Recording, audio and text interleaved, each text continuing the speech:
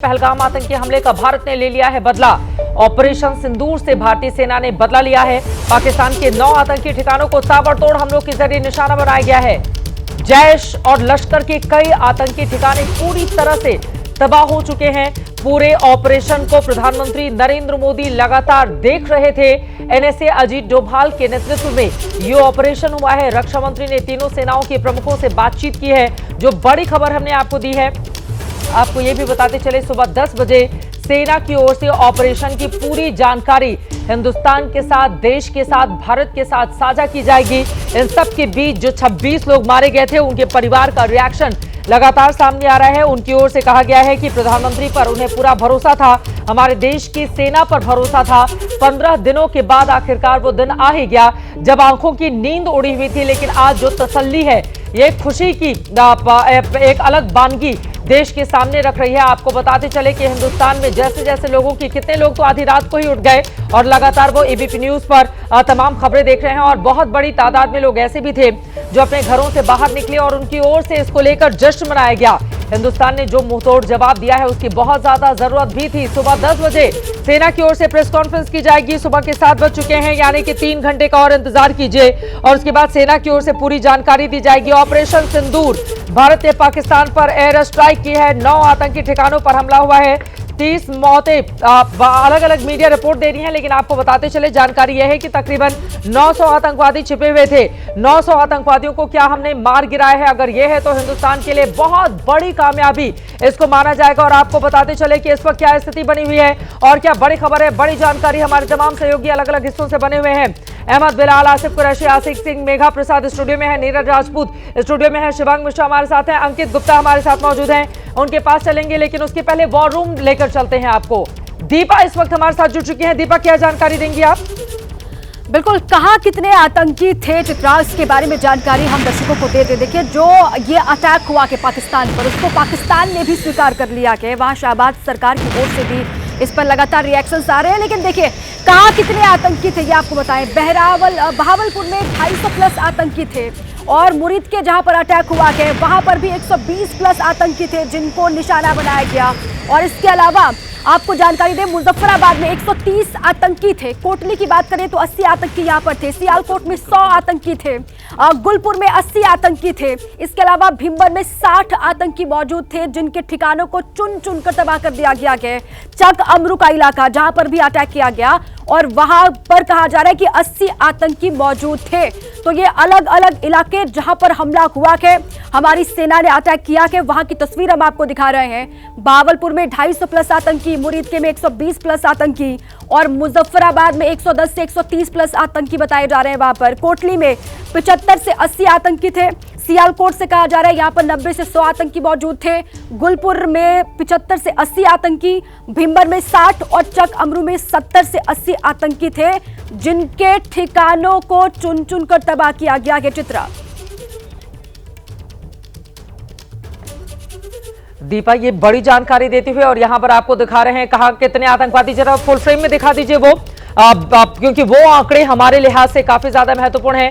कहां पर कितने आतंकवादी? बहावलपुर में 250 से ज्यादा, मुरीद के में 120 से ज्यादा, मुजफ्फराबाद में 110 से 130 आतंकवादी, कोटली में 75 से 80 आतंकवादी, चक अमरू में 70 से 80 आतंकवादी, भिंबर में 60, गुलपुर में 75 से 80, सियालकोट में 90 से 100 और टोटल अगर जोड़ लेंगे तो ये तादाद आती है 900।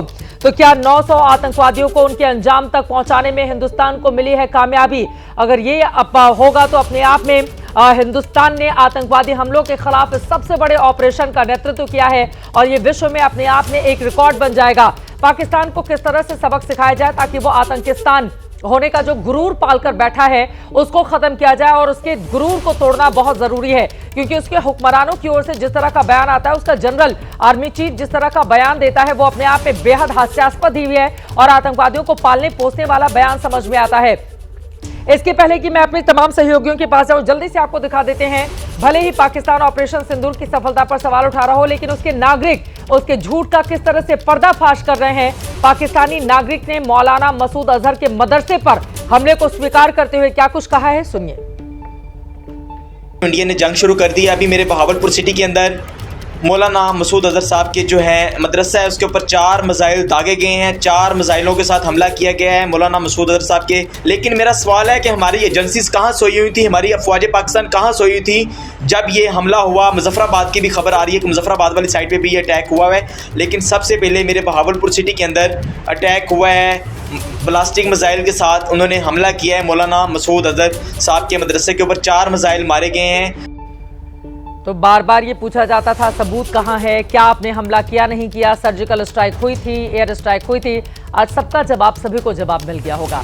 पाकिस्तानी नागरिक चीख चीख कर बोल रहे हैं कि भाई भारत ने हमला कर दिया, हमारे लोग कहां सोए पड़े हुए हैं। शहबाज शरीफ ने माना है कि भारत ने हमला कर दिया, सभी मान रहे हैं कि भारत ने हमला कर दिया है। अब कम से कम हमारे देश के भीतर भी जो इस तरह की आवाजें उठती थी, उन आवाजों को अब थोड़ी तसल्ली मिलेगी, उम्मीद है। और हिंदुस्तान की जय हिंद की सेना पर अपने किस तरह से पूरा हिंदुस्तान नाज कर रहा है, फख्र कर रहा है, गर्व कर रहा है, ये बताने की जरूरत नहीं है एक एक करके। और मैं चाहूंगी कि ये देखिए 9 ठिकानों पर कहां का हमला किया गया है, ये हम आपको पाकिस्तान के मैप में दिखा रहे हैं। लेकिन मेघा ने आप लोगों को जो पाकिस्तान में लगातार वायरल हो रहे वीडियो हैं वो भेजा है, वो तस्वीरें भी दिखाई। लेकिन उसके पहले ये 9 ठिकाने आप देख लीजिए। पीओके के किनारे किनारे मुजफ्फराबाद, कोटली, गुलपुर, भिम्बर, सियालकोट, चक अमरू, यहां पर आतंकवादी ठिकाने थे जिस पर बिल्कुल सटीक हमला किया गया है। ये मुरीद के भी आपको दिखाई दे रहा है, भिम्बर, बहावलपुर, इन तमाम ठिकानों पर जबरदस्त तरीके से हमला किया गया है हिंदुस्तान की ओर से। और पाकिस्तान को सबक सिखाया जा चुका है, लेकिन पाकिस्तान भी हमारे बॉर्डर एरिया में लगातार उधर से पलटवार करने की कोशिश कर रहा है। मैं चाहूंगी वो वीडियो भी पाकिस्तान की ओर से जो मेघा ने दिए हैं, प्लीज आप उसको जल्दी ही टीवी स्क्रीन पर देख दीजिए। लेकिन मेघा, आपने क्या देखा और अभी की क्या स्थिति, क्या जानकारी, प्रधानमंत्री कहां है? 10 बजे सेना की प्रेस कॉन्फ्रेंस होनी है, क्या जानकारी मिल रही है? चित्रा, प्रधानमंत्री अपने आवास पर हैं, 7L के प्रधानमंत्री तो वही हैं। और देखिए अंदर ही जब जैसे हम लोग ये बात बार बार डिस्कस कर रहे हैं चित्रा, जब हमारे समिट से प्रधानमंत्री निकले, एबीपी के समिट से प्रधानमंत्री निकले, लगभग 9:30 बज रहा था। और ये खबर जब मेरे पास ये खबर पहुंची चित्रा, ये 1:15 सुबह के हो चुके थे। तो लगभग आप देखिए 4 घंटे से कम का समय।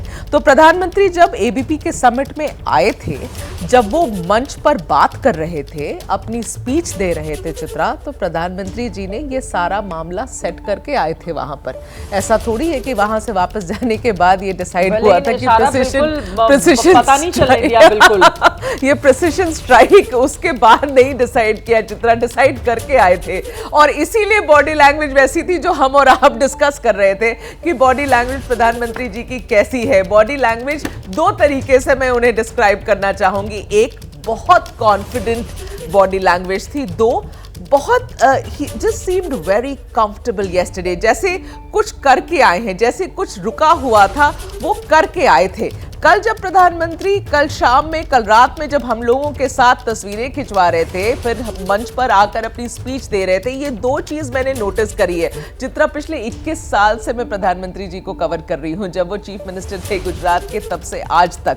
और उनकी बॉडी लैंग्वेज इतना तो मैं समझती हूँ। वो जब फोटो खिंचवाने के लिए आए थे तब भी मैं उन्हें देख रही थी गौर से, और मुझे ऐसा लग रहा था जैसे किसी चीज की बड़ी शांति है उनके मन में, कुछ करके आए थे। तो चित्रा अब जवाब मिल रहा है ना, वो तो उन्होंने तो ना बोला ना इंतजार कर रहे थे कि थोड़ा अपने भाषण में पहलगाम में बोलकर जाते, लेकिन यकीनन देखिए अब ये इस तरह की स्थिति होती है जब देश का प्रधानमंत्री बताकर नहीं बल्कि पहले आतंकवादियों को अंजाम तक पहुंचाता है और उसके बाद देश को खबर करता है कि हमने बदला ले लिया है। और नरेंद्र मोदी इसी के लिए जाने जाते हैं, क्योंकि बीते अगर हम पिछले 10 सालों के भीतर देखें तो इसके पहले 2016 और 2019 में जिस तरह से सर्जिकल और एयर स्ट्राइक हुई, और अब इस जो स्ट्राइक हुई, अगर 900 आतंकवादियों को मारा गया है तो बहुत बड़ी खबर है। लेकिन दुर्भाग्यपूर्ण स्थिति, एक खबर आई है पाकिस्तान की गोलाबारी में 3 भारतीय नागरिकों की मौत हो गई है। उरी के बांसगढ़ में पाकिस्तान की ओर से गोलीबारी की गई, उसमें उनकी जान चली गई है। कुपवाड़ा में भी पाकिस्तान की ओर से लगातार इसी तरह से हमले को अंजाम दिया जा रहा है। और ये तस्वीरें हम आपको दिखा रहे हैं, लगातार कुछ वीडियोज आ रहे हैं जो आपको बताएंगे कि आखिर भारत की सेना ने जब हमले का बदला लिया है तो फिर उस समय पाकिस्तान में किस तरह से चीख पुकार मच गई। भारतीय सेना ने ऑपरेशन सिंदूर के जरिए पहलगाम हमले का बदला लिया है। पाकिस्तान के आतंकी ठिकानों पर हमले के कई एक्सक्लूसिव वीडियो आपको दिखा देते हैं, जिससे यह साबित हो रहा है कि भारत का जवाब कितना बड़ा था। एक बार ऑडियो के साथ सुनते हैं। देखना वाम क्या कह रही है वहां से। अभी वीडियो क्या जो भी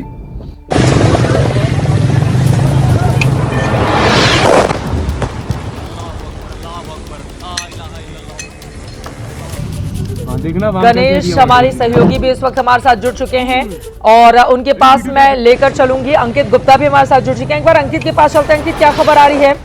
आप लगातार प्राइम मिनिस्टर क्या करने वाले हैं आज पूरे दिन, उस पर नजर बनाए हुए हैं। पूरी रात वो जगह, शाम को वो हमारे कॉन्क्लेव में पहुंचे थे और उसके बाद पूरी रात नजर थी कि वो क्या करने वाले हैं। क्या खबर, क्या जानकारी अंकित?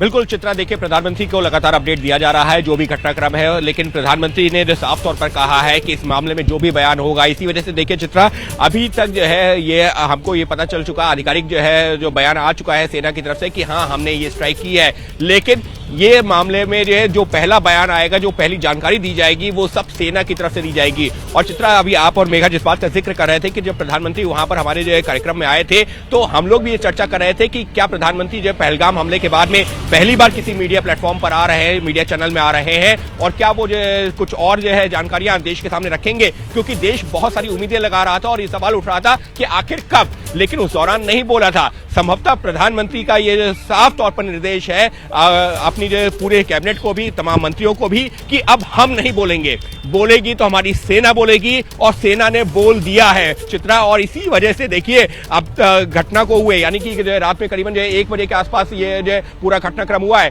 सुबह 7 बजे 6 घंटे हो गए, लेकिन राजनाथ सिंह का भी एक बयान आया, बयान का एक पोस्ट आया जय हिंद करते हुए। अभी जो भी जो मंत्रियों के या नेताओं के बयान आ रहे हैं, पोस्ट आ रहे हैं, उसमें सब सेना के शौर्य को सलाम कर रहे हैं, लेकिन अब ये काम सेना का है कि सेना ही आधिकारिक तौर पर जानकारी देगी। और हमको भूलना नहीं चाहिए, जब जो बालाकोट स्ट्राइक हुई थी तो वहां पर भी जो जानकारी दी गई थी पूरे घटनाक्रम की, ऐसा नहीं है प्रधानमंत्री को नहीं पता है, एनएसए को नहीं पता, सीडीएस को नहीं पता, लेकिन वो जानकारी सेना के वरिष्ठ अधिकारियों की तरफ से दी गई थी। और आज भी ये सुनिश्चित किया गया है कि सुबह 10 बजे का वो वक्त है जब सेना के जो वरिष्ठ अधिकारी सामने आएंगे और वो देश के सामने बताएंगे कि कैसे इस स्ट्राइक को अंजाम दिया गया है। तो ये भी दिखाता है सरकार की एक दृढ़ शक्ति भी कि ठीक है, हमको जो है एक फैसला लेना है, हम अपनी सेना के साथ में खड़े हैं, लेकिन सेना तय करेगी कि आखिर वो कब स्ट्राइक करनी है, कौन सी जगह है, कौन सा वक्त होगा। और इसी वजह से अब इंतजार है इस वक्त जो है 10 बजने का, जब सेना की तरफ से आएगा आधिकारिक बयान,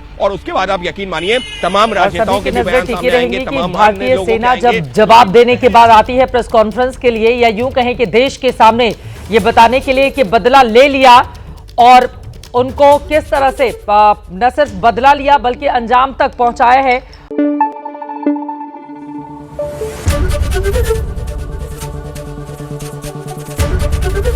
एबीपी न्यूज आपको रखे आगे।